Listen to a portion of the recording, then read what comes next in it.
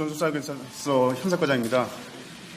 지금부터 부천 여중생 교사 사건 수사 사항에 대해서 브리핑하겠습니다. 먼저 어린 나이에 유명을 달리한 피해자의 명복을 빌며 이번 일을 매우 안타깝게 생각합니다. 피해자의 신분이 나이 어린 학생임을 감안해서 대상자를 특정할 수 있는 사항에 대해서는 밝힐 수 없음을 양지해 주시기 바랍니다. 경기 부천수사경찰서는 지난해 3월 31일 접수된 피해자에 대한 가출 신고 수사 중 2016년 2월 3일 09시 05분경 피해자 부모 주거지에 대한 압수수색 과정에서 사체를 발견하고 현장에서 피해자의 부모를 긴급 체포하여 조사 중에 있습니다.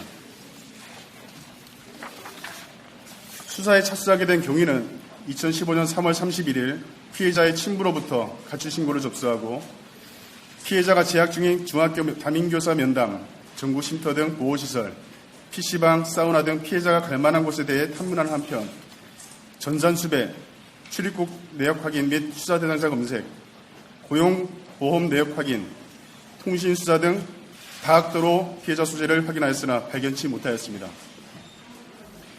그러던 중에 2016년 1월 18일 피해자 친구인 D 모양을 면담하는 과정에서 피해자 친구로부터 2015년 3월 15일경 피해자를 가출 직후 만났을 때 종아리와 손에 뭉자국이 있어서 왜 그러냐고 물었더니 어제 많이 맞았다라는 추가 진술을 확보하여 피해자 부모에 대해 혐의점을 두고 압수수색을 실시하게 된 것입니다. 다음은 금고경위입니다.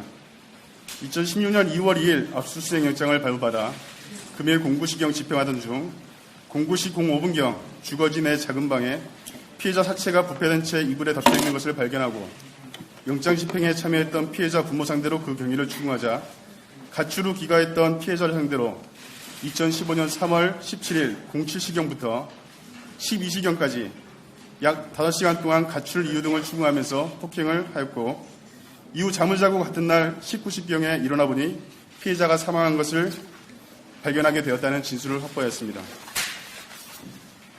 또한 2015년 3월 피해자가 가출 당시 함께 있으면서 피해자 몸에 뭉짝을 봤다는 친구 D 모양의 진술과 피해자 부친의 뒷받침 진술을 토대로 2016년 2월 3일 11시경 피해자의 새 이모 시인 C씨를 부천 소재 주거지에서 폭행 혐의로 추가로 긴급 체포하였습니다. 다음은 경위입니다. 피해자 사망 추정일인 2015년 3월 17일 07시경부터 12시경 사이 부인 A씨와 모인 B씨가 함께 빗자루와 빨랫대를 이용하여 피해자를 폭행하였으며 폭행 이유는 피해자에게 잠을 자라고 하고 다른 방으로 건너가 잠을 잔 후 같은 날 19시경에 일어나서 작은 방에 가보니 피해자가 사망한 것을 발견하였고 이후 이불을 덮어둔 채 지금까지 약 10여 개월간 사체를 방치하였다고 진술하고 있고 구체적 방치 이유에 대해서는 조사 중에 있습니다. 향후에 이른 시일 내에 서울국립과학수사연구소에서 부검을 실시하고 피해자 부모 상대로 정확한 사망 경위 등을 조사하여 사인을 규명하는 한편 피해자 부모 등에 대해 구속영장을 신청할 예정입니다. 이상 브리핑을 마치고 질의응답을 받겠습니다. 네.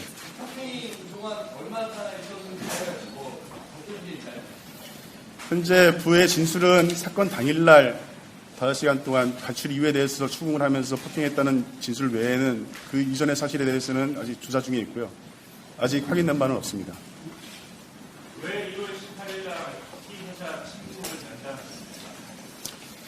그동안에 그 피의자 친구에 대해서 2차례에서 작년에 벌써 면담을 했는데 현재까지 그 친구에 대해 작년에 저희가 면담할 당시에는 그 피해자의 몸에 종아리에 멍이 있었다라는 얘기를 진술을 하지 않았습니다. 그런데 이번에 1월 18일 날 다시 면담하는 과정에서 그 친구인 디모 씨가 그분에 대해서 진술을 하여 수사를 개시하게 된 겁니다. 같은 친구인데 말을 그때는 아니고 이번에 했다는 거예요? 예, 맞습니다. 가출한 게 부양부가가 아니면 죄송하지만 다시 한 번만 잘못 들었습니다. 가출 만났을 때라고 가출이 누가 했나? 가출이요? 피해자가 가출했을 당시입니다. 예, 맞습니다. 집안의 시신을 방치한 이유에 대해서 뭐라고 하나요? 현재까지 그 이유에 대해서는 구체적으로 진술을 하지 않고 있어서 추가 조사 시에 다시 확인해서 알려드리겠습니다. 우리 아들 같이 살았다고 그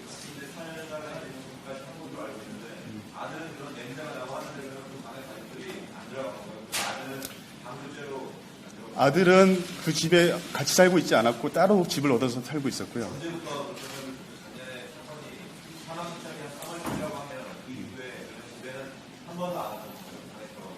그 전처와 이혼한 이후에 오래전부터 같이 떨어져서 살기 때문에 왕래가 거의 없었습니다.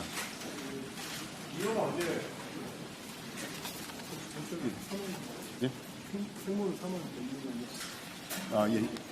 죄송합니다. 전제하겠습니다. 이혼이 아니라 생모가 전처는 사망했습니다. 2007년도에 유방암으로 사망한 것으로 확인했습니다.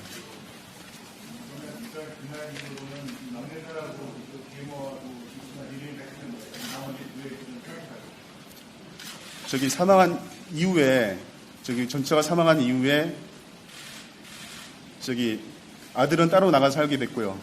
큰 딸은 지인에게 맡겼고 마지막 딸은 누구한테 맡겼죠? 2012년부터 둘만 하는 겁니다. 설명해 주세요. 가족 관계에 대해서는 수사팀장님이 좀 말씀하겠습니다. 여청수사 추가로 말씀드리겠습니다. 여청수사팀의 전현경입니다. 가족 관계는 원래 그 자녀가 셋이 있습니다. 이 피해자가 셋째 딸이고요. 그런데 그 2009년도에 재혼한 이후에 2012년경부터 큰아들은 별도로 따로 살고 그 둘째 딸은 지인 집에서 따로 살고 있으며 셋째 딸도 2012년부터 당시 초등학교 4학년 때부터 세이모, 그러니까 지금 모친이 계모인데 계모의 동생 집에서 살아왔습니다. 그래서 실질적으로 2012년부터는 지금 재혼한 처랑 단 둘이만 산 걸로 이렇게 확인됩니다. 2012년. 제가 전화하겠습니다. 다시 설명드리겠습니다. 자녀는 피해자를 포함해서 3명입니다. 아들 1명, 오빠 1명이죠.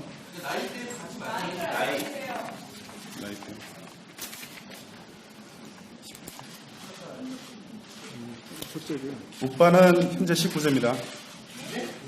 19세입니다. 둘째는 18세. 대학생입니까? 18세. 현재 그 나머지 자녀에 대해서 자세한 내용에 대해서는 아까 서두에 말씀드렸듯이 그 피해자를 특정할 수 있는 부분에 대해서 있기 때문에